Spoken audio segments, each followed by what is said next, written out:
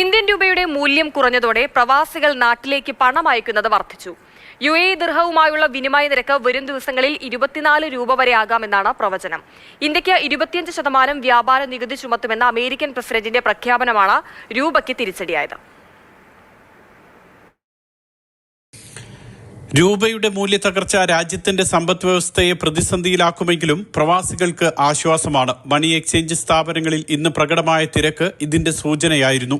UAE ദിർഹവുമായുള്ള വിനിമയത്തിൽ 23 രൂപ 60 പൈസ വരെയാണ് കഴിഞ്ഞ ദിവസങ്ങളിൽ എക്സ്ചേഞ്ചുകൾ നൽകിയിരുന്നത്. എന്നാൽ ഇന്ന് ഉച്ചയ്ക്ക് ശേഷം ഒരു ഘട്ടത്തിൽ വിനിമയ നിരക്ക് 23 രൂപ 90 പൈസ വരെ എത്തി. സമീപകാലത്ത് ലഭിക്കുന്ന ഏറ്റവും ഉയർന്ന നിരക്കായിരുന്നു ഇത്. ഇതോടെ പ്രവാസികൾ പണമയക്കുന്നത് വർദ്ധിച്ചു.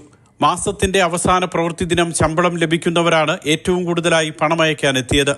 ഓഗസ്റ്റ് 1 അമേരിക്കയുമായുള്ള വ്യാപാര കരാറിൽ ഒപ്പുവെച്ചില്ലെങ്കിൽ ഇന്ത്യൻ ഉൽപ്പന്നങ്ങൾക്ക് 25% നികുതി ചുമത്തുമെന്നാണ് ട്രംപിന്റെ പ്രഖ്യാപനം. ഇന്ത്യയിൽ നിന്നുമുള്ള വ്യാപാരത്തെ ഇത് കാര്യമായി ബാധിക്കുമെന്നും രൂപ കൂടുതൽ ദുർബലപ്പെടുമെന്നുമാണ് വിലയിരുത്തൽ. ഇതാണ് രൂപയുമായുള്ള വിനിമയ നിരക്കിനെയും ബാധിച്ചത്.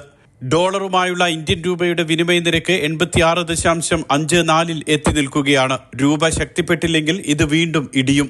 മാത്രമല്ല, അടുത്ത ദിവസങ്ങളിൽ പ്രവാസികൾക്ക് ശമ്പളം ലഭിക്കുക കൂടി ചെയ്യുന്നതോടെ പണം അയക്കുന്നത് വീണ്ടും വർദ്ധിക്കും. Mathrubhumi news, Dubai.